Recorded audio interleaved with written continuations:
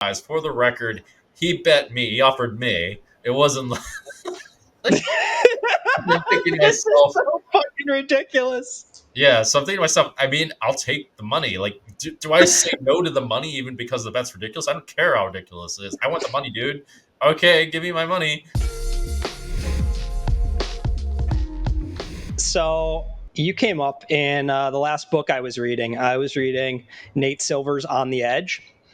Yeah. And yeah, you featured in there a couple times. But at one point, I made note because you mentioned playing characters as a way of helping with empathy and having to think about how they act, how to make your face.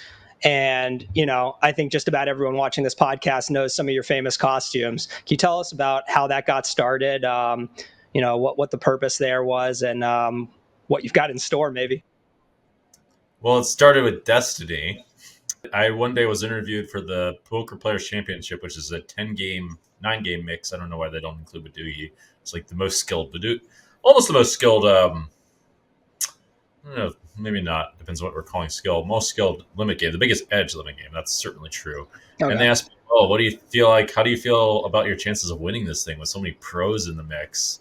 And so I said, "Oh, it's my destiny to win," because I watched too many cartoons and thought it'd be funny to say that rather than some stupid fucking answer or some boring answer about like there's so many good players and blah blah confident or whatever. So that happened the first year I played. I actually got like sixth or something. I got pretty close. I was starting to get a bit trippy. I won like it was messing with my head a little bit, and then the next year I decided to really lean into it for whatever reason and say, oh, like it's my destiny to win, guys. Just watch out. And then I got to the final table and I started thinking, you know what, maybe I will win actually. And I thought, this is pretty ridiculous. So I thought, you know what, fuck it. I'm gonna go like full on ridiculous. But I was deciding how to like do that. And I was walking through the fashion show mall and I was debating like dyeing my well, I was debating dressing up as like a Dragon Ball Z character and going into God mode and dyeing my hair. And then I forget exactly what the sequence of thought process was, but I know this for sure happened. I was walking through, and inspiration struck as I was going into a candy store in the fashion show mall, and I found energy drinks that were referred to as power ups from Dragon Ball Z, and also Dragon Ball Z themed candy in the form of sensu beans, which are these beans that heal you all the way. So I thought, okay, well, here we go. This is clearly Wow. good material for content. Um, and yeah, I decided to dye my hair blue because that's the theme of going into God mode, and dressed up as a fighter. And then yeah, then some magic happened, and I made a guy full top pair and limit hold'em for less than 2.5 big blinds. I mean, that's a fucking miracle. At the final table, it's like, oh, min raise for half a big blind more. He must have it. I guess I got to fold the top pair. I checked on the flop. You were going light for value, right? If I remember, it was like king queen high for value or something. I had a second pair as a bluff. I had the blockers too. Oh, okay. I'm His mistaking it for something else. his no, that was for value. I was joking. I was trolling. It's Oh, okay. for value. I thought it was for value. I didn't think, oh, he's checking top pair. He clearly has no idea what's going on in this game. But yeah, so it would have been good a huge percentage of the time there. So I thought, but So here's the question. At what point does your joke, because you're bored and don't want to give standard shitty answers to annoying interview questions, so you make a joke, how many times in a row do you need to win the Poker Players Championship where it starts to be like a very solipsistic reality where like, oh my God, maybe it is destiny. Maybe I'm the only person in existence because I've just won 6 in a row. Like, at what point does it stop being like, I always, question that because we do this like, you mentioned in a previous interview being rational as one of your values. And I think that's, a value of a lot of people, but maybe even more prized in the poker world, where being like absurdly optimistic kind of gets you like shit on a little bit if you're like truly saying things like, I think I'm going to win today. People are just like, oh, maybe you're not with the plot. But I do wonder, like, some people have been on sun runs before. Have you ever considered like what insane run of luck might make you to like stop being rational and like maybe think the world revolves around you? Well, the stopping being rational and thinking the world revolves around you are two very different things. I think we need to define what being rational means in this case. By the way, a lot of the confusion, in my opinion, comes from people not really having clarification on terms. There's lots of conflation between terms, which results in all kinds of problems. Actually, I thought about this since I was like a teenager. Yeah, we have to define what being rational means. So, okay, and also as far as destiny is concerned, when something happens, that's the fucking destiny. That's how destiny works. So it was my destiny to win, by the way, but I did not know that. Yeah, I mean, I didn't. I don't think I. I don't really know how the fuck that shit works. I think this whole concept of manifestation or whatever is a bit is not really people are not really getting it right. Even if it does work out spiritual, it has to align with logic. There has to be a rationality to it that works anyway. As far as not being rational, well, what that would mean to me is just not being grounded in how reality works. Um, yeah, if you're starting to think things that definitely don't make sense, then you're no longer being rational, such as that you're the only person. So that would fit. That would be one form of it, where I believe they call this God syndrome or some version of this when in spirituality, which is actually a common thing that happens. Um, uh, yeah, then some reality checks in, and then you're back to normal. Is I believe how that works too. So I don't know how to answer your question other than we need to define things right, and we need to like not lose our minds and think some impossible things are reality. Sure, sure. Yeah, I think it's interesting because you know, coming from a background as a poker player and now getting your hands into some business, being a podcast host, doing some other things where I'm not sure that rationality is as prized, let's say, among entrepreneurs. There's like this in startup culture, it's like unbridled optimism seems to be celebrated, often in the face of rationality, where people are, like the company is like on their last leg, but they're still like acting like they're killing it. And oftentimes for fundraising, for example, it seems like there's some benefit to being not super rational sometimes. I have a very strong view on that, actually. Okay, so first of all, what the kind of unbridled optimism you're talking about is a fucking scam. Agreed. So I'll say it like that. But okay, so there's just two ideas in my head. One is being in line with objective reality as much as possible, and there's this other idea of being able to believe in yourself as much as possible, which you may think may go against this idea of rationality, but no, because there's always like a window in which um, a lot of things are unknown, and it actually is extremely beneficial to believe in yourself as much as possible, but also to be rational. This is very much possible, and poker players, the most successful ones in my opinion, have those two things that seem to be at odds with each other, these two ends of duality. To believe, one, that you can do the impossible, which obviously is not true by definition, but you can do the things that are borderline impossible, and two, to be as rational as possible and take into account reality as much as possible. And with those two combined, you can bend reality as much as possible. Those two combined, taking away all the bullshit of like saying things are going great when they're not. That's bullshit. And also being overly pessimistic and thinking that you can be overly pessimistic too, delusionally pessimistic, and thinking that um, impossible things that are borderline impossible are not possible. That's delusional, actually, in the other direction, right? So Mhm. if you combine those two things, that's how you get the optimal result for in terms of performance. Plus willpower, of course. We get courage plus willpower in that, and yeah, I don't believe in these models that of I call it like social strategy or these strategies that these guys are overly optimistic in order to make sales. I believe this is a short term strategy and it's far less inefficient than speaking the truth and also just acting in accordance to the truth. If you study entrepreneurship, by the way, you study the most successful businesses, they don't behave like this at all. They behave the opposite, matter of fact. They don't like you don't need this bullshit charisma to make sales. That's all bullshit. And the most successful leaders in entrepreneurship, if you read Jim Collins' book, and if you look at some of the more successful ones, like charisma in this kind of sense is optional. It was actually the same traits in poker players of being like just stoic and like just being able to persevere and all of that that made people successful. It wasn't fucking like pretending like things are going great when they're not. That's all bullshit.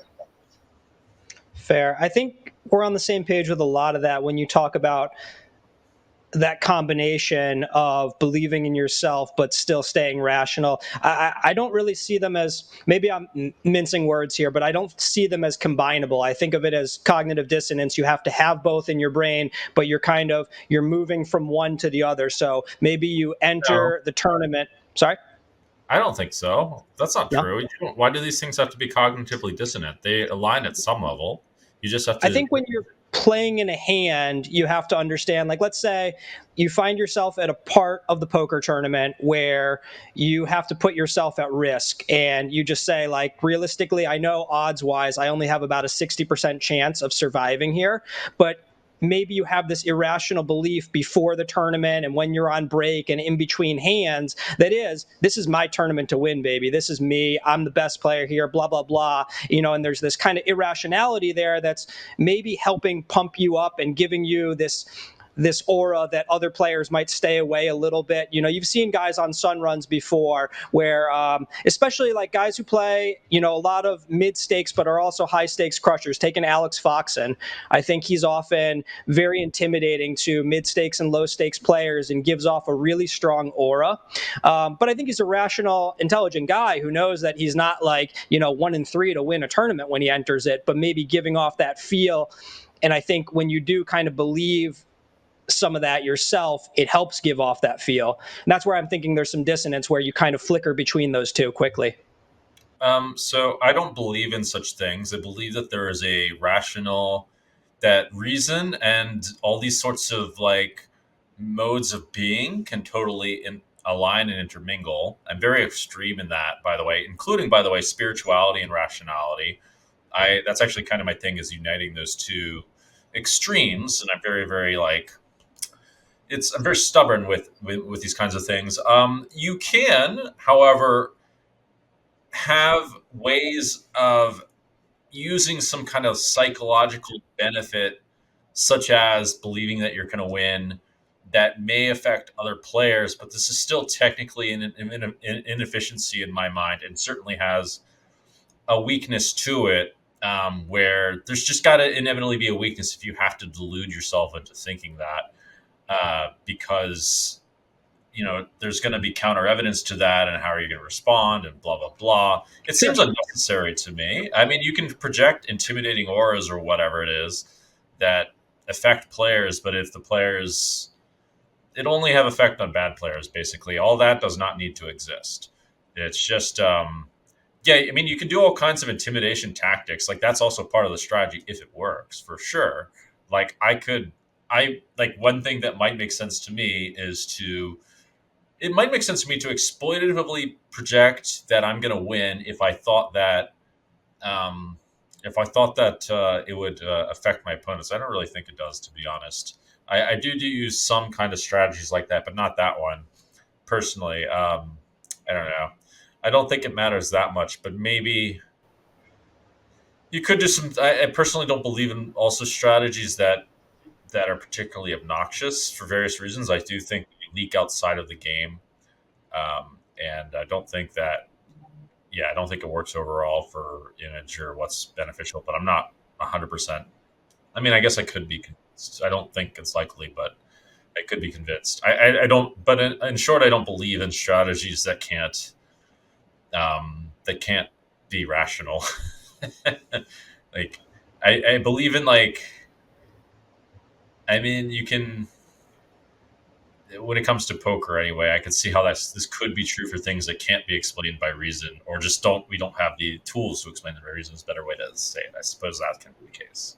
I guess where maybe our point of disagreement would simply be, you're looking to a future where everything is optimized, and I agree with that. I kind of say, like, let's take an irrational belief. I don't think either of us believe in ghosts, but if someone had one day left to live and believing in ghosts brought them comfort, I would never want to dispel that belief for them. But then there's some point where you could say, well, they have 20 years left to live, maybe this is not optimal for them for X, Y, or Z reason. So essentially, like, I think that it really depends on the time horizon whether or not irrational beliefs are beneficial to a person or not, because I don't see us optimizing, in our lifetime, let's say.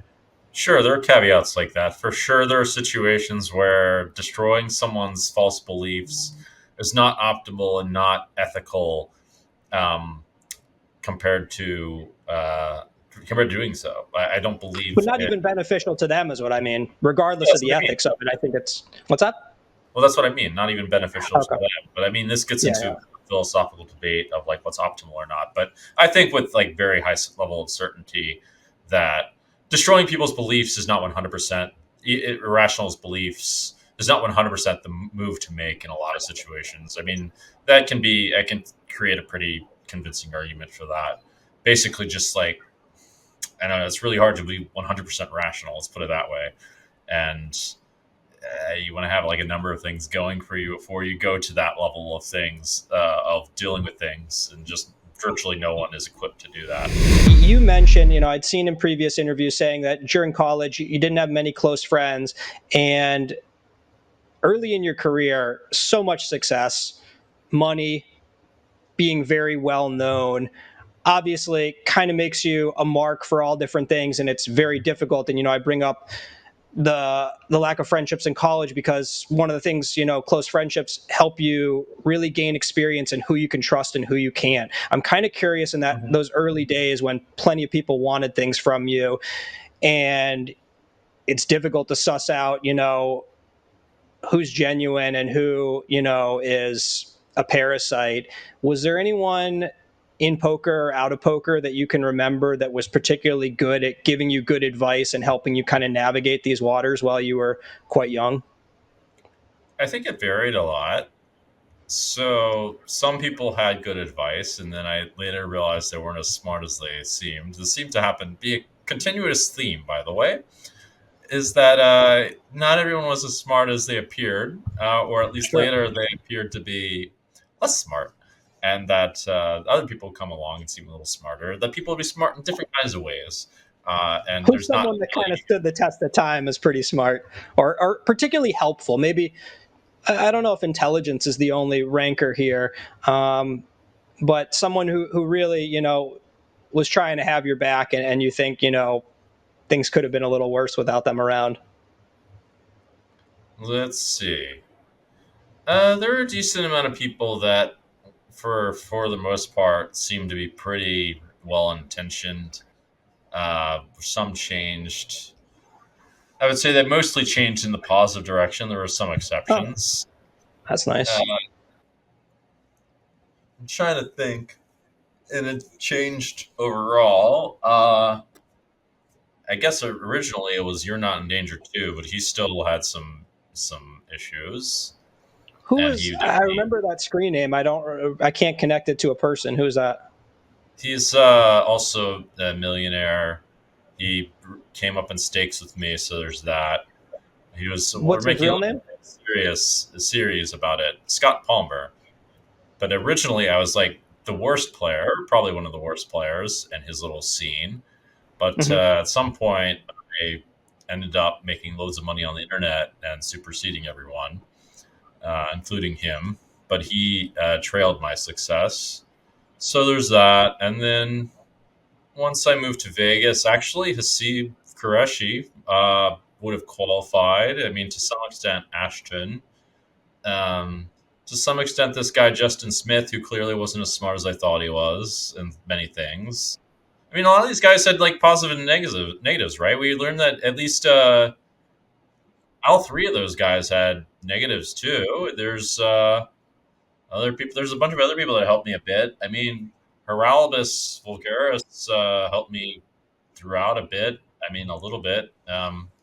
he even had like a little bit of a negative side of sorts that other people would allude to. I kind of came to this conclusion that most people aren't universally negative, and that like a lot of these guys would like accidentally screw me. Um, Heralbus Heralbus kind of did, as predicted, but mostly did not. Mostly helped me. So there's that. Okay. And I yeah, mean, that I was the don't. origin of the question, was like, who are the good guys that helped you? We're hearing about a lot of the All, dark. all of them are basically good guys. I mean, this led to Yeah, really, I mean, I don't want to say really bad about overall. sure. Heralbus was great. Let's put it that way. It's Okay. not really fair to say. I mean, it's perhaps a little just less angelic than he may have appeared, imagined himself to Mm, be, but whatever. I don't really care that much. But the overall theme is that almost no one is perfect, and definitely. that most of these guys had good intentions, but it was more of a learning process to figure out who was good at what and to what extent people could be trusted, plus dealing with their egos. I think that's something that I've hopefully gotten better with over time. Um, that was the general theme of what's going on. Even when I was throwing party buses in Maryland or whatever, I mean, that's really been a theme of my whole life. Is a lot of these people don't really mean bad, but how good someone truly is a little bit different of a story. And that there's almost always good in a lot of these types. You can say, even when people were kind of freeloading off my party buses in Maryland, like most of these guys did not mean bad. Let me tell you, even though and they brought something of sorts to the party, you can say, but whether it was like a true connection or not, that's a little bit of a different story. It wasn't like a lot of them, so I'm so friends with the guys from my college days, or several of them. But if you're looking for this like true connection, I think you'll be surprised a bit if you really look into it, you might be surprised to see how rare something like a true connection is. You have to take away kind of everything, and then only then will you see which connections are 100% true. Like you have to take away all the hooks, right? Or as many hooks as possible to see the level of trueness, you can say. Like all the hooks, even meaning like aspects of character to some extent. Mm-hmm. While we're kind of taking this retrospective look at people, and we're in agreement that everything's gray, I don't think we can kind of put anybody up on a pedestal, and at the same time it's really tough to find someone who's just pure bad intention. Pure either way, What, yes. yeah, let's flash forward 10, 20 years. What might Jungle of the future be looking back at present day Jungle and saying he was missing this? He was very well intended, but this was what he didn't understand. This was where things could have gone better. Any ideas? What could be blind So, spots at the moment? so, well, the blind spots would be more of the accumulation of certain other virtues. Uh, as of the moment, I'm slowly becoming more organized, which is a bit of a high bar. Like, for example, I'm slowly getting the hang of having all these weird calls at weird different time zones and things like that. I've actually been pretty good Yeah, at it lately, which is, I think, quite an accomplishment. So there's that. we've I've got started to like practice a lot. 10 a.m. for you right now, and like 8 p.m. for me. Well, Is I'm now that? in Taipei. Oh, okay. I was in Brisbane before, which is a different Yeah, time zone than it's about 2 hours ahead of Taipei, I believe. got it. And so you might be able to see the challenge, which I'm alluding to here. So there's that. That actually is I'm getting a hang of that one. Nice. That being said, I'm not perfectly organized, but it's starting to make more sense for me to be more organized on the whole, as well as be a bit more kempt as well, which is a surprising evolutionary step for me. So I never imagined myself to be the type that would be well put together, but I see some reasons for doing that. In addition, um, uh, the formation of my words is also going in a certain direction. I think I'm a bit more well spoken, etc. And a big part of my evolution, I think, which I'll need to do, is to be able to express my emotions properly in a way that is calibrated. But this is, I think, this is one of the major steps for myself. As far as this terms of like what's positive or negative, I think a big thing that I really learned and it helped. I was dealing with this girl who really kept fucking stabbing me in the back, basically, from a certain perspective that I had feelings for, and kept like rationalizing, well, she's got mental health issues or whatever it is, and oh, well, this and that happened, and like I guess she doesn't see that there's something wrong with this. And like at some point, it hit me like, wait a second. I'm just basically like trying to look and try to understand the whole time. And while my perspectives are still accurate, I could have done this with everybody. And maybe my feelings for this person were just blinding me to like a simpler, well, blinding or opening up rather, a simpler possibility of how do you say, of like, if I had less intention to figure out what was going on, I would have just said, okay, this person's a piece of shit or whatever. But instead, I was like, oh, but like, they're like hard on drugs or whatever, or they think they're being cool or that kind of thing. And so you realize, oh, well, maybe this is the case with everybody who does bad things. And most people don't actually intend to do bad things. And um, even when they do, they think it's for something that is good eventually or something along those lines. Very few people think they're a villain. I agree. I Yeah, think, it's, and there's not so even, many people that sit every there. villain has an origin story that usually, if you watch it back far enough, you're going to be able to shed tears for them. Yeah, something along those lines is essentially what I was saying. But then I realized, like, well, from another perspective, this person's like not exactly Yeah. uh, being the best person. Yeah, you got to decide when do you cut ties. Eventually, everyone you can empathize with, but kind of separating empathy and understanding from how am I actually going to spend my time and attention. Yeah. And well, also there's this idea to me that makes sense as with my autistic mind of applying the right strategy to dealing with everybody, right? Because there's always an optimal way of doing things in poker. Why not an optimal way of dealing with people? Why not an optimal way of dealing with whatever? I did get kind of, I think I was like, yeah, it was very difficult to do it with this person, but I think I was quite close because it seemed to have the right kind of results. But basically, I think a lot of people are attached to this idea of what their behavior should be and who they are or whatever, but it's actually not really the case. And that they'll find if they really think about it, that who they are is quite a bit different than what certain habits are that have If you formed dress up around. in like 20 different costumes and take on different personalities, you start to learn about the fluidity of identity. Yeah, well, it was already actually a lesson that I learned a long time ago. Actually, it was a really important lesson. Was who I am is not very defined by Sure. what I've done. This was actually one of the biggest lessons for me. Is that character? It's a mistake to identify one's character as who they are. Like for example, you can imagine yourself to be not you maybe didn't behave confidently or whatever in a bunch of situations, but if all of a sudden you behave confidently, or if all of a sudden you do brave things or whatever, now you're a brave person, right? Mhm. Or if you're lazy before and you start doing things that aren't lazy, then you're not a lazy person anymore. It's really that simple, right? And I realized this. I was Mhm. like, wait a second. All these versions of identity are kind of bullshit, and I think people define a lot of those kind of things. I think it's a big issue with a lot of people. So they define themselves as these things when that's not really who they are. They tell themselves too many stories, is what the self help industry would say. Can I ask you about you talked about, having this approach to looking for the optimal path in every interaction.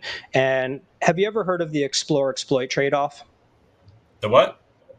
Explore exploit trade off. What's that?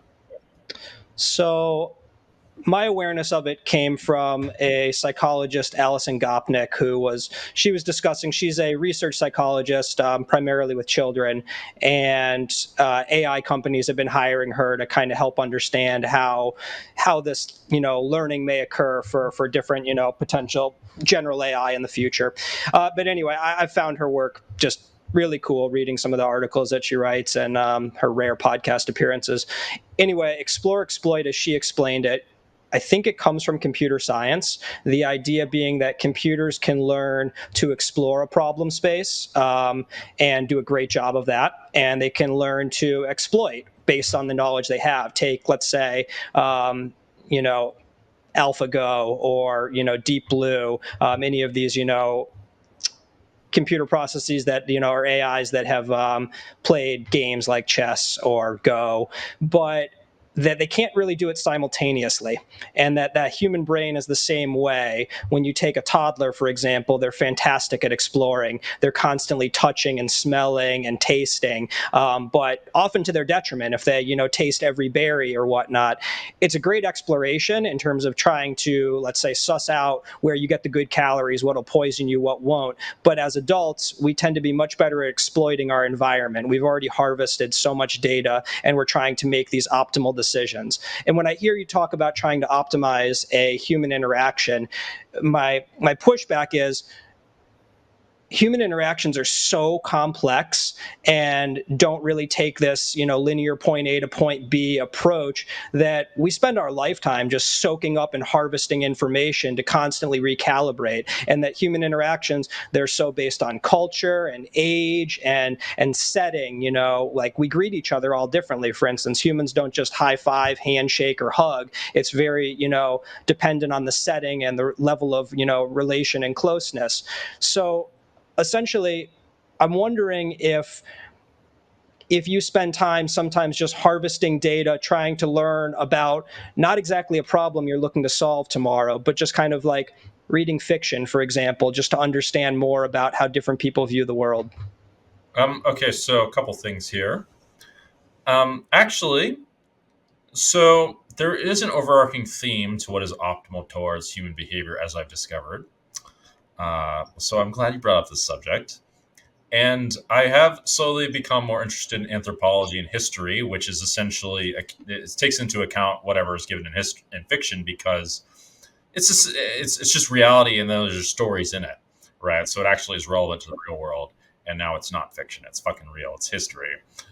So yeah, I read history and anthropology a fair bit. Matter of fact, I was interested in this book called I've started reading finally this book called Sex and Culture by J.D. Unwin.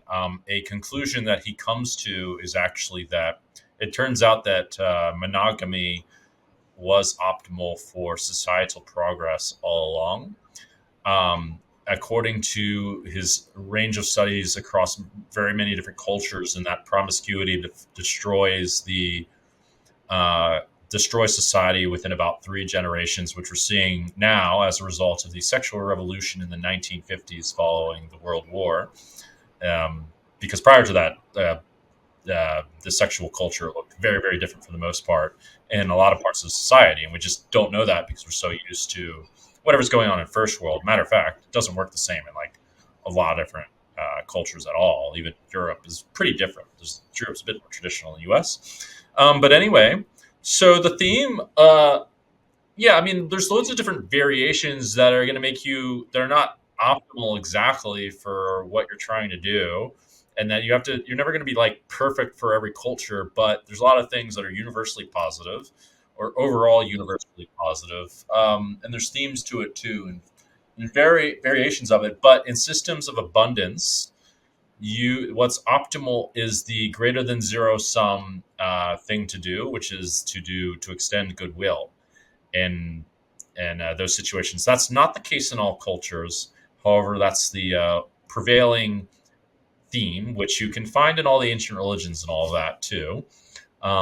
That might be the ultimate conclusion for how everyone should behave. And I personally think, if I had to make a prediction, I personally think that's the course of evolution, is to become better and better as people. This is the superior way of dealing with things, and you can see this in game theory, by the way, if extended out to infinity. You can see it actually in like robots, like making decisions against each other. It's even superior than even the most pure-hearted motives, etc. Are better than even like having the concealed intentions lurking in the background with enough time, as it turns out. Well, are you familiar with tit for tat? Yes, that's part of the detail too. Yes, well, the strategy is actually So Dan, almost do you want exactly that strategy. Huh? to explain to the viewers the competition that tit for tat won and what tit for tat strategy is and how prisoner's dilemma works? Okay, so tit I for tat loaded strategy. a lot of it on you. Well, tit for tat strategy is the same as an eye for an eye, right? It's the same idea. It's just if someone does something bad to you, you do something bad to them. And this actually has to exist to a fair degree in an optimal strategy, too. There has to be retaliation towards negative effects, at least to the equal extent. If there's more, to the damage that's been done, it depends a bit. But there's yeah, I would have to think about what the right responses would be. At least the system should deal it in larger extents than what the individual should do. But yeah, you do need retaliation and optimal social strategy, and um, that system But you doesn't start with work. cooperation. Cooperate Yes. until you've been, yes. Well, what you start with is a goodwill, and Yeah. then this is the positive manipulation, by the way. You start with goodwill, you extend goodwill. This is optimal strategy. Then, if they don't respond, you take it away. If they respond equally, okay, you respond equally back. This is kind of getting into the tit for tat. And if they respond by extending more goodwill, you generally respond by extending more goodwill back, or at least that's the ideal, at least within your capabilities, of course. And or if you can, or you find ways to do so. And the negative manipulation is the opposite. You do something bad, and then they if they do something good back, you withdraw it, and then you do something bad again. This is like an abusive relationship, Oh, you're right? saying the opposite. Yeah. Sure, sure. This is negative manipulation. There's positive Yeah, manipulation, negative yeah. manipulation. I learned this, by the way, in discussing how to deal with women. Ironically, is I Hmm. was confused by this because people would have these kinds of strategies that are negative manipulation.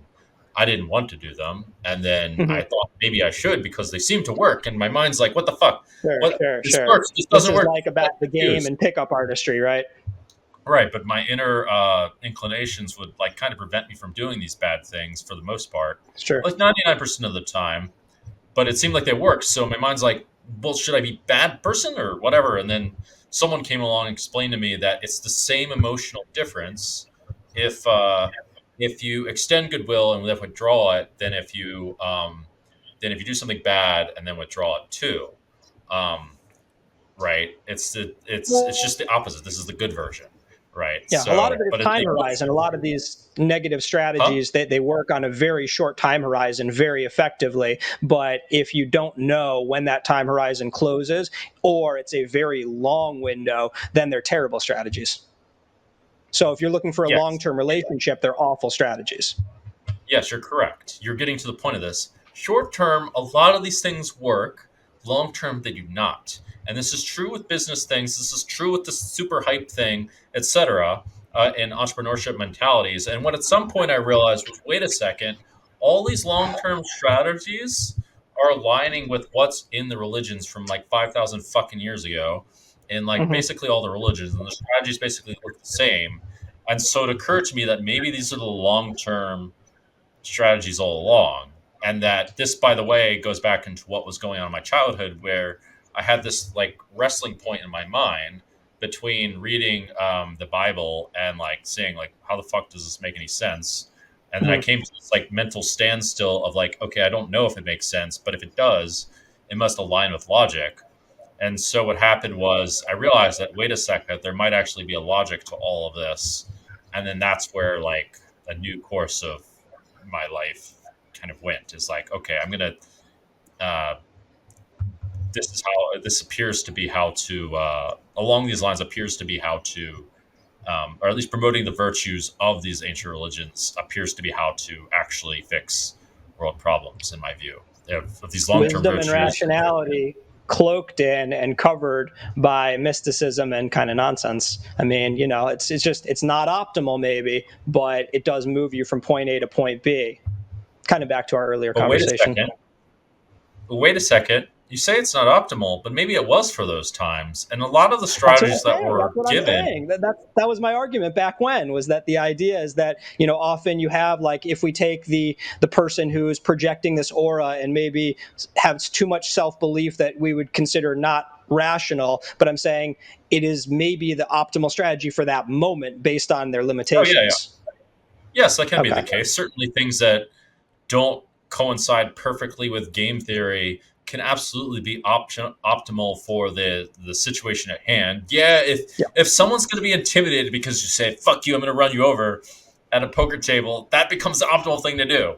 If they're like, "Oh But shit, I you don't want to told bluff Daniel Jungleman," Laboris that's cheating, which was an interesting conversation.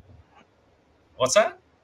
Huh? But you told Daniel Devoris that's tantamount to cheating in your book, essentially kind of taking up too much space and a form of bullying. I'm not sure that I disagree. Maybe not cheating, but do you Well, remember this not conversation you had with Dan? maybe I was saying that intimidating so that they think that there might be consequences outside of poker. Yeah, that's fucking cheating. But or suggesting Fair. that you might cheat is also cheating. I mean, basically, this boils down to what's in the spirit of the game. Anything that is against the spirit of Yeah. the game is technically cheating. And so this, by the way, makes a lot of people Same with cheaters that don't Ultimate think they're Frisbee. cheaters. Huh? Yeah. Same with Ultimate Frisbee. You can get a spirit foul. A spirit foul? That's funny. Yeah. A spirit foul is really funny. I don't know if they still exist, but when I played Ultimate, they did. Yeah. So, by the way, a lot of these strategies that were used by these ancient groups are a little bit smarter than you might think. Such as, for example, the Hindu culture. Um, a lot of the stuff's taken out of context, but basically, what the Hindus did is the way that these religions were formed is actually symbolic of what they represent. So it pretty much is almost it was often the case, at least for the ones that I know about. But in Hinduism, literally, it was a bunch of people like sitting there and thinking, getting together, and exchanging ideas. This is how Mhm. ancient Vedic, what were they called? Ah, crap, I forgot. The Upanishads and all that stuff was formed. And then they realized, oh shit, no one's going to listen to this. This isn't fun. And so what they did was they personified this into stories and like the gods, etc. And the gods represented different elements of the universe, and they played with it. Like basically, Brahman represented the universe in its entirety. But then, if you were to divide the universes into, or you were to give names to the polar aspects of the universe, then you'd come up with Krishna or whatever. And this I understand to be the system of the Vedic system, and this is why there are quote unquote so many gods in the Hindu system, but there is the Mhm. one god that is Brahman, and Advaita Vedanta, which is a bit more rationalist of a bit of a philosophy. It's like straight up a philosophy. There's just no bad or good, and from a certain perspective, that's true. There's just different strategies as there are in poker, as you can see. And that's what Advaita Vedanta suggests. And yeah, so they used various stories and narratives in order to convey many of these ideas because that's what got people to actually believe and to latch onto these things. It's not, they're a little bit smarter than you might think. By the way, the leaders of those religions did, in fact, uh, represent 100% what they preach. They represented 100 fucking percent. That's one thing that's a bit of a striking similarity.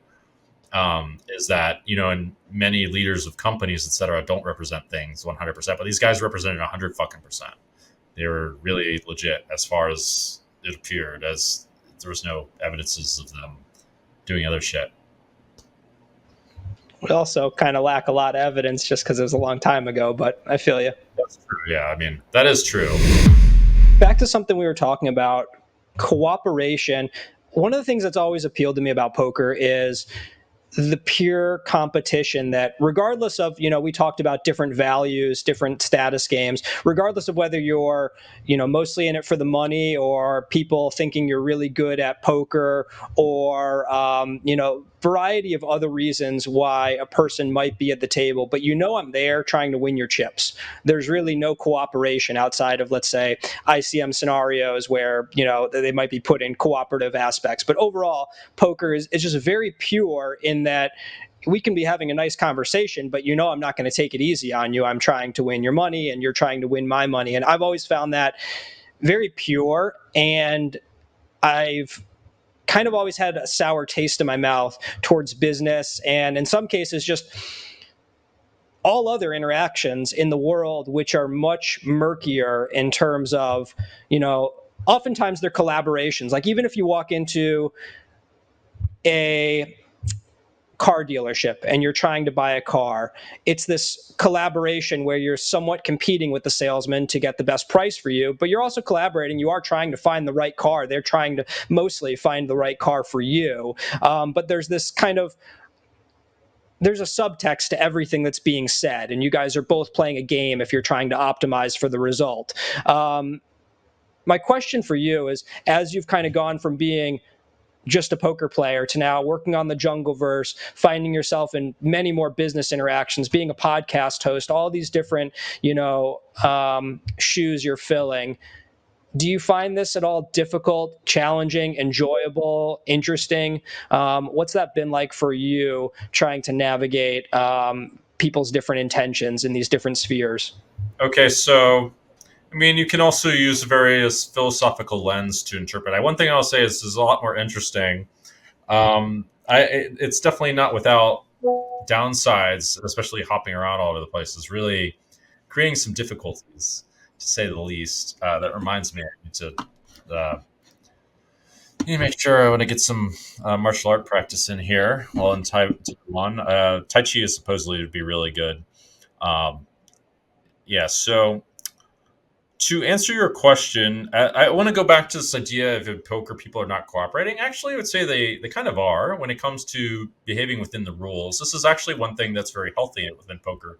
For the most part, I would say even it's a little bit overly dogmatic when people do something against the rules. But for the most part, people actually do behave within the rules in poker. Now, when we get into business, people. But our purpose is still to, zero sum. I want to take your money. I want to, only play with people who cooperate within the rules. But Fair. Yeah. Yeah, that's fair. So once we get into business, it seems like people don't always agree on what the rules are, and there's a lot of people that do these things that they try to manipulate deals and all things like that. There's one poker player that I have in my mind that was supposedly mostly fair in poker, but not in the business with a lot of people, and perhaps didn't seem to. We want names. You don't have I to. don't know. I think in this case, I don't know if I should give the name in this case. Maybe. But let's put it like this. He's supposed to be very spiritual. And I would wonder, I don't think he's taken this idea of spirituality to think about how I mean, I'm not perfect either, but I think about constantly how do I apply the conclusions of spirituality and my philosophy to how I should be, period. I believe that it's possible to be perfect, period, or near approach perfection anyway.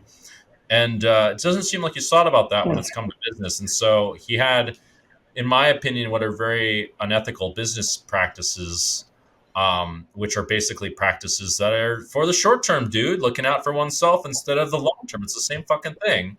Not good for the game. It is another way to put it. Not good for the business game. Not good for the greater than zero sum possibility, which is like we agree to these rules, we're going to behave by them, etc. And now we're doing things, and it hurt his business big time overall. So he's already received, the negative downside of a lot of it. I don't think there's much. When I out people, it's for the purpose of like these people are being pieces of shit, and nothing's happening about it, and they're actively being pieces of shit, and it's a problem. It's not. It's not it's not like we're going to fuck up these people's lives. No, something needs to be corrected. So I'll give names for people that I think. Do you regret any of the people that you've outed or any of the information you've kind of disseminated publicly? Well, the thing with David Oppenheim has certainly backfired in some ways, but I heard very little about that. Somebody sent me something, but unfortunately, I'm not fully in the know. Oh, well, basically what happened is pretty fucked up. Let's start with the fact that one day we're playing poker and he just goes to me and is like, "Oh, I'll bet you, Jungleman, that I look better than you according to 20 people." This is kind of how what happened, actually. And I'm like, "Okay, bro, you're fucking 50 years old. You're fat and over shit and out of shape, and I'm pretty good looking, and I'm younger than you, and I'm in shape." And I'm like, "I guess I'll bet." And I'm like, "Dude, I'll pick you off, I guess." And yeah, so a bit more people took a side than I thought, but still. Um, anyway, so, it was 20, 10 women, 10 guys. For the record, he bet me, he offered me. It wasn't like I'm thinking to This is myself, so fucking ridiculous. yeah, so I'm thinking to myself, I mean, I'll take the money. Like, do I say no to the money even because the bet's ridiculous? I don't care how ridiculous it is. I want the money, dude. Okay, give me my money. And so, we got to like this talking of like trying to set it up, and he says, "Oh, we got to do it in LA or Las Vegas." It's pretty booked. It was booked in front of like 6 or 7 people, and that's really the only evidence we have, I guess. I mean, Uh-huh. pure evidence, and I think he'll admit that it's been booked too. And then I kept trying to set it up. I even got like someone to go make an ad on Craigslist and get a bunch of people and blah blah blah, and he wasn't there, and we just couldn't get our schedules to align. And at some point he goes to Asia, and I'm going to Asia too, and I'm traveling a lot. And then it seemed like an obvious point where we meet in Las Vegas of like, okay, let's do it. Then it was like probably the third or fourth attempt where I tried to make it happen, and he's like, okay, just wait a second, I'll be in Vegas. And he shows up, and then he says, and this is really what happened. He might say something else, but he just says like, "Oh, you waited for me to get fat, and you weren't trying to set it up, and blah blah blah." And I gained 20 pounds in Thailand. I'm like, dude, what the fuck do I have to do with you gaining 20 pounds in Thailand? I said almost that verbatim. I'm like, what the fuck does that have to do with me? This doesn't have one fucking thing to do with me as I'm in India eating fucking beans and protein powder in the fucking middle of the Himalayas, and there's no gyms. What the fuck are you talking about? And I like, my alarm bells are going off because this is kind of the scumbag move, by the way. Advanced scumbags will, they'll gaslight you and kind of like try to turn the crowd against you. This is not something he's supposed to know how to do. But I'm thinking like, this seems to be the move he's doing. I don't think he's this stupid. Um, I mean, and I offered arbitrate, and then I say like blah blah blah, and at some point there's suggestions of some fights and whatever. Wow. And yeah, so it really kind of spirals out of control, and even the floor got involved. But basically, now he's basically been incredibly difficult since like he knows he'll lose because of he's gained 20 pounds being in Thailand, which I guess is my fault somehow. I don't know how that works. And I decided I tried everything I could before I outed him. I tried talking with other people. No one would say. Some people said things actually. Multiple people stood up for me and said like, "David, you're being a piece of shit." And then I asked a couple people their opinions, and they said, "Oh, well, you should set an example for outing people that screw you." And I'm like, okay, I didn't think of it like that. I didn't want to get involved with my own things. I wanted to be a bit more neutral because otherwise I see a little bit biased. But at some point I decided, okay, well, I'll do it. I need to do it. And so I outed him and provided what I thought was enough evidence. Instead, a bunch of people laughed in my face. And apparently that was a mistake. But yeah, I do not believe he's been fair with this bet. I think he's basically cheating me out of $100,000 or whatever my EV is. I think I'm like a lock almost. Can I do cliff notes here? Huh? Cliff notes. Craigslist still exists. Food in Thailand is fantastic. Don't fucking gaslight Jungle. Yeah, don't gaslight Jungle, especially. I mean, he's using. Yeah, I mean, let me say at least he's been great. No, he's not been great actually, but he's been mostly pretty good. He's been mostly pretty good before this. We also have another dispute where somehow I agree to like stake him for like fucking 30% of the profits of something, and then but I wasn't perfect either, and then yeah, I wasn't very happy about that one also, but whatever. That one was So, one at word least answer. partly. The question: do you regret outing anybody publicly over the years? Um, I think I was a little bit premature with it in some spots, but in the Fair. past, not recently. And recently, I do not. So yeah, I mean, I by the way, one program that I hope to create. Hope is the word, but there's a very real possibility of this existing now. A very Okay. real possibility. Just the possibility is the keyword, guys. I'm hoping it does, but of something that basically makes it so that no one can hide at all. An app for reputations. I really hope I can make this happen. Basically, coming up with a what's the word? A stack with someone who's like are already like in business and is willing to help create this. I found someone who's pretty fucking legit at making this stuff. You should talk to the people who made the Black Mirror episode about this. They probably already got started. No, so I watched the Black Mirror episode. It's not what I'm looking for. There's multiple problems with that, and then so that references more what's wrong with society. But I think when it comes to judging integrity, and when it comes to when people are fair, I think people are actually like for the most part pretty reasonable. But when it comes to deciding whether they like someone or not, I think they're not very reasonable. So I don't want to. That's more like a warning sign to not let it turn into that, and to create safety measures to not let it go there. But we're not there yet. I mean, for fuck's sake, it doesn't exist yet. It's not in production yet. For the record, I do want to reiterate with David. For the years, for the most part, he's been a good person. Just out of nowhere, he decided. I think he thinks that this is okay. It's not okay what he's doing. It's not okay to fucking gaslight. It's not okay to fucking like not arbitrate the bet. That's not how bets work. And so he picked the guy that certainly. And by the way, he threatened me with violence too. To which I did not. I was a bit combative right back. I was like, all right, buddy, you found the guy who's. He also, by the way, he pretended like he could get me kicked out of fucking Bobby's room, which is wildly scummy. That's extremely scummy to even suggest that. This is like outright cheating, in my opinion. Like, imagine on the topic of corruption, and he can't also violence. Huh? Can I ask you a question? I had reached out to a couple friends before and said, I'm having Jungle on the pod. Any questions? One question was, you and Trueteller apparently once had plans to have a bet on a fight. Is that real? Friendly fight. Come on. Friendly fight. What's that? A friendly fight. Oh, friendly. Yeah, sure. Is that might that ever happen?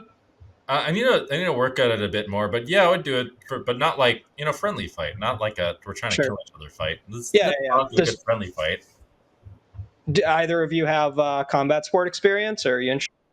I have a little bit. I'm not good enough, but yeah, I'm interested for multiple reasons. I have to learn how to defend myself when guys like Opie or whoever are like suggesting that they'll hurt me. I mean, I laughed in his face, but I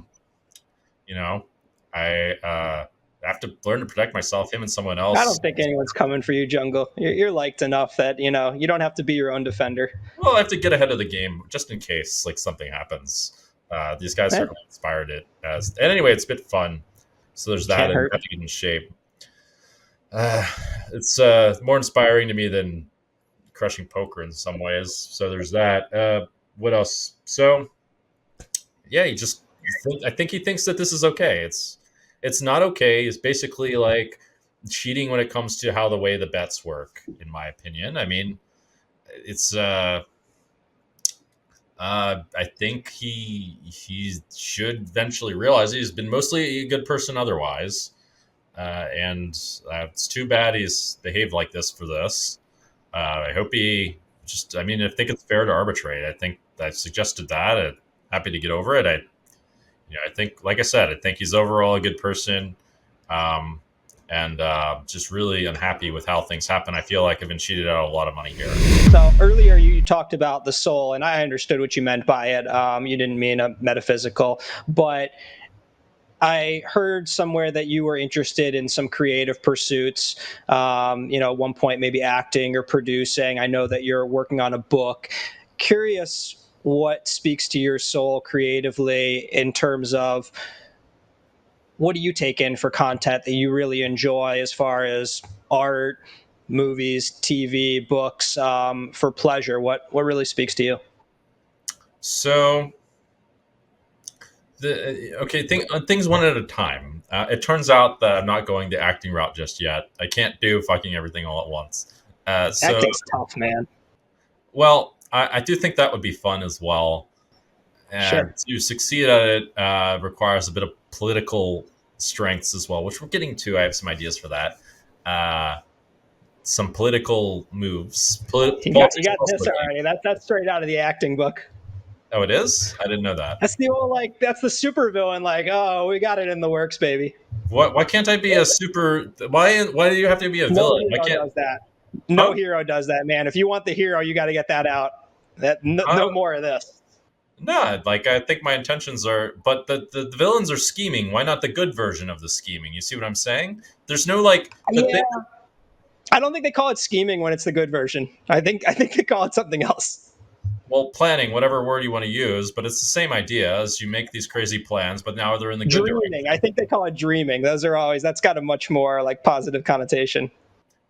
Fine. Well, the positive version of the scheming. Why does it have to be evil? It doesn't have to be evil. You can come up with a hand movement. I don't know what it is. I'm by no means the expert, but I don't think this jazz hands. I don't. What do you want from me? Like, for fuck's sake, why can't planning ahead for making crazy plans be like the good version instead of like the super villain? Now we're the super good guy, but we have I crazy didn't make the plans. Not decision, man. I'm just giving you the heads up that that's not going to go well long term if that's the good guy approach. I just don't think they're going to have the hero doing that. okay. Well, I'll figure that one out. I appreciate the feedback. Anyway, so where is it going with this? Sorry, I didn't mean to cut you off. So what's inspirational to me is figuring out actually, well, we kind of touched on it, figuring out how to change the poker industry so that there's more winners overall and so that's beneficial overall for the VIPs that enter. If many VIPs can enter and feel, not only feel like they've gotten something positive out of it, but also have gotten something positive out, there has to be the short term feeling good plus the long term feeling good is the ideal um, result here. I mean, it's hard to do both, of course, but you can make someone feel really good and then hustle them for their money, and you can also make someone feel like shit and then also help them in the long run too. But it's better if you have both. So that's the first creative endeavor of shorts that is my priority. But there's also various different versions of podcasting stuff. I like watching personally a lot of YouTube things, and I think this helps change the culture in a lot of ways. I personally was inspired by a lot of movies and by a lot of video games that I played. Uh, but yeah, I think going to the cinema would be really cool. And it got me into this idea of learning how to tell a story as well, because you can see that objective reality has no meaning until you give a sort of orientation around it to create emotions. That is, to create stories. A story is simply a series of emotions, essentially. Events which produce emotions. Yeah, I'm with you. You talked about movies and video games. Can you name a few of the movies that have been influential to you or video games? So I do wonder if I found there to be overarching themes between a lot of them, but so I watched various anime series. Naruto is one also, and Dragon Ball Z. Obviously, I watched. I mean, the themes are pretty clear in that one. Mass Effect, Halo. What are some other ones? Deus Ex, uh, Machina, something like that. Ex Matrix. Machina. These Ex Machina. Yes. Yeah. All right, that's Yeah. our These are. first overlap. I love What do you that. mean? Oscar Isaac's fantastic. Just in terms of movies and video games. Oh yeah, First yeah. one, we One of the middle of the deeper Venn ones. diagram. Bioshock was another one. Uh, yeah, these are quite a few. I'm surprised you didn't play Mass Effect. It was a very popular one. Is that a shooting game? It sort of is. It's more like it's a bunch of things. It's a bit Okay. shooty. It's more like a role playing game. Okay. I just played sports games and StarCraft. That was kind of my video game. RPGs when I was a little kid, and then I got into StarCraft in like fourth grade, maybe. Video games are good because these are vehicles in which to allow for people to gain more confidence. And this is one of the routes. This is the route that I gained what you can call inner confidence. As I succeeded as many things. I succeeded at various video games. I succeeded at one. I succeeded at another. Or perhaps you succeeded at Madden, so perhaps it gave you the confidence to do something bigger. And so that's the case with poker because this proves to yourself that you can at least do something at this level of difficulty. So perhaps you can do something a bit more difficult. And I think that's really useful for kids' development, especially, or anyone's development, because you want to provide something that's challenging, but not too challenging and not too easy, that gives them the confidence to eventually do real world stuff. Being a podcast host, you've now hosted a lot of episodes. Mm-hmm. What do you like? What do you dislike? What have you learned about yourself?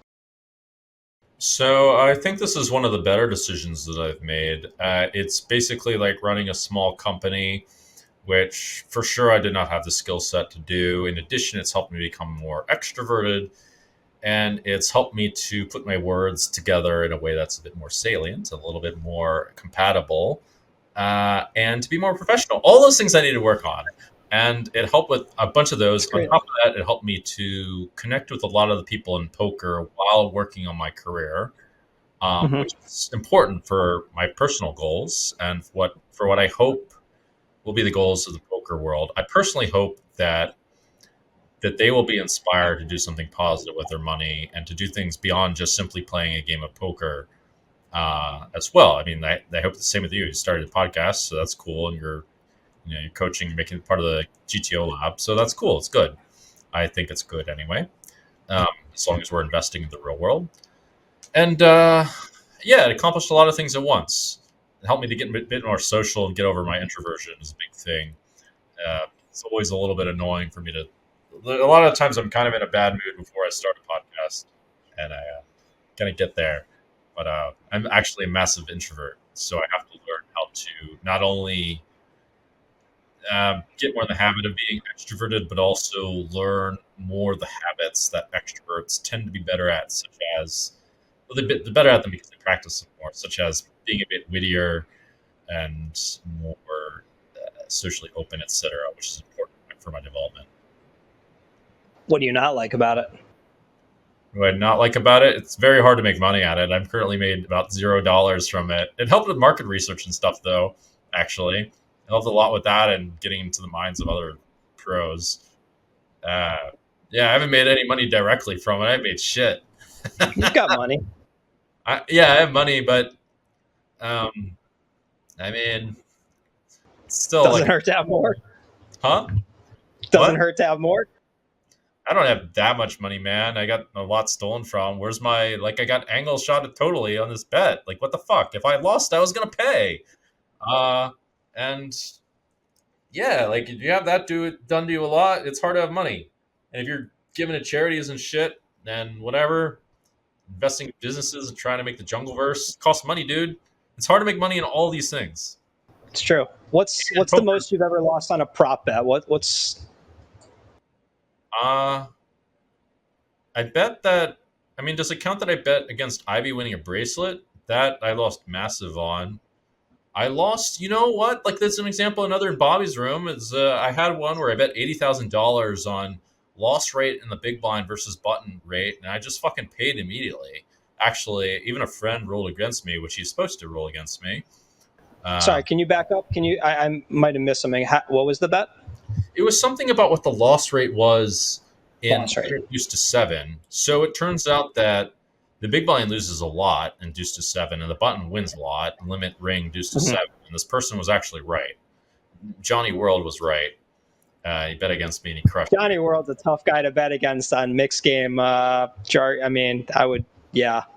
Well, I wonder how good he is at some of these things. I've seen him make egregious mistakes, but he was right about this one, so that he's got that to his credit. He doesn't seem like the kind of guy who's done a lot of work on the side.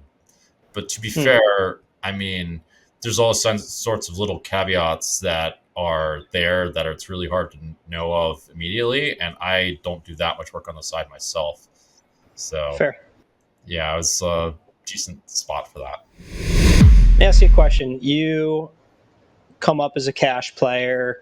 You kind of get famous in many people's eyes for your battles with Isildur, Dwan, Antonius, Ivy, just kind of the who's who of big cash game players.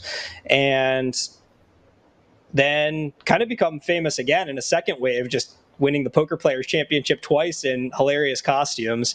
But now you also play a fair amount of mixed games. You can be seen at Tritons from time to time. What's the most fun you've had playing poker? Like, I don't mean a single day of poker, but being in the challenge against Durr while that was actually running, being final table at, or playing Poker Player Championship, Tritons? Where do you really enjoy poker the most? High stakes, live, televised cash games? Maybe the televised cash games, I'd say, or mixed games is quite a lot of fun, but I think that mixed games are a bit robotic for the most part, What do unfortunately. you enjoy about the televised cash game so much? Just people are incentivized to be a bit more ridiculous, and ridiculous is my thing, and incentivized to create a lot of action, so that's good. And create, they're actually doing a lot of things naturally that would be good for poker on the whole. Although they're encouraged a bit to take more of these risks in the sense of what's good for entertainment and for bankrolls. So it creates that environment a lot more easily that you'd actually want to pervade a lot of what poker is.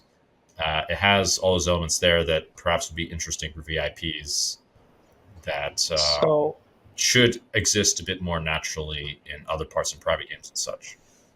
along those lines, a ridiculousness, you love it. People, I mean, the number one thing, people wanted Jungleman stories. I don't like forcing anecdotes out of people, but you're definitely someone people would like some anecdotes from. And we spoke when you had me on your podcast. I mentioned that there was a story Dan Smith was telling. We agreed that's not really for podcast ears. Do you have a ridiculous story that is kosher for public consumption? Can you give me some suggestions of where it may go? Where what may go? The The story I was podcast. referring Can to? you narrow it down to what sort of stories, like poker? Or, Oh, yeah, they could be about ridiculous behavior of another that you witnessed that was not televised, that you kind of had to be there in Bobby's room or wherever else. We could be talking about stories of prop bets that people don't know about that you don't think would be unethical to out. It could be stories of people you've interacted with in ridiculous ways. Maybe you mentioned some pretty famous characters back in the day, like Ashton, Scott Palmer. Certainly you interacted with all the big boys from that time, and I'm sure had some personal interactions or in-person interactions that just the nature of some of these characters I think people find entertaining. let's see. Well, one crazy one is for some reason Ashton bet like $900,000 on him running 72 miles in like, I forget, it was like if it was a day or 2 days or whatever it was, and 48 or 72 hours, something like that, I've heard. Yeah. yeah, C bet like almost his entire role against Ashton for some reason, and yeah, he within the first, I believe in the first like 24 miles or so, Ashton was like really fucked up and had to sleep. He was knocked down, and his parents came over, and it looked like he was going to lose. And then somehow he recovered in the next 4 to 6 hours or something along these lines, and then he ran the next 42 miles. I'm sure I'm not getting this perfectly right, but that's what's Yeah. crazy to me is that he managed to find So a he way. won it. Yeah, he did win it. Asib is his name. So Fast Fire, directed at people you've played poker against. So we're looking for quick answers. Okay.